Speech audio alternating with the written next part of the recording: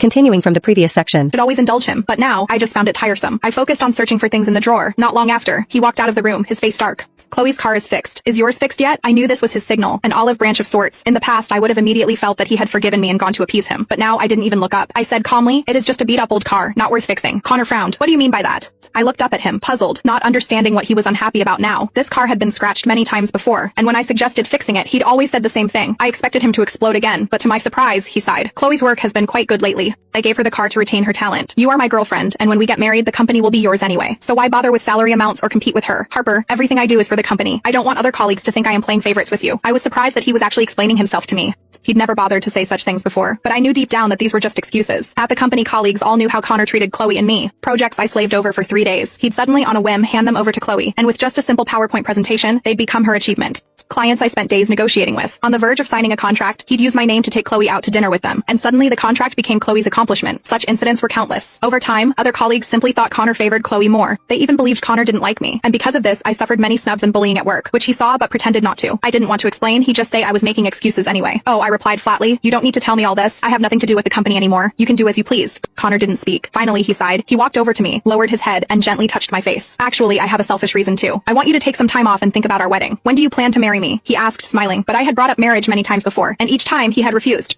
Every time we fought and he wanted to placate me, he would bring up marriage. Sometimes I felt less like his girlfriend and more like a dog he strung along. I remained silent. Connor, as if playing with a dog, scratched my chin. Don't be mad. Can you just smile for me? For saying this, he leaned in as if deliberately trying to please me and kissed my neck. He rarely initiated physical affection with me. In the past, I probably would have been thrilled. After his kiss, I would have taken the lead only to be pushed away and laughed at for being dirty-minded. Now, thinking about it, it just felt tiresome. I yanked his arm away, pulled out a wet wipe and scrubbed at my neck. Connor was thunderstruck, frozen in place. You are disgusted by me. I have to go out later. I am going to change, I said calmly, then turned to go back to my room. Connor tried to follow, but I unhesitatingly closed the door and locked it. Fine, Harper. Don't you dare regret this. Connor seemed genuinely furious. After his angry outburst, he kicked the door hard and stormed off. When I came out of the room, the living room was empty. In the company Snapchat group, Connor had sent a message inviting everyone out for dinner and asking who wanted to come. Complete silence followed. Only Chloe sent 3 happy emojis in a row. I knew Connor was deliberately trying to provoke me. This had happened many times before. Other colleagues were always reluctant to join, but Chloe was always enthusiastically responsive. In the past, I would have been so jealous that I would have gone along, only to be mocked by them. Now, I couldn't care less. I went straight to Liam's place and signed the contract. Liam was incredibly happy and specially arranged a celebratory dinner for me. After several rounds of drinks, when I went to the restroom, I heard familiar voices from the private room next door. I instinctively paused.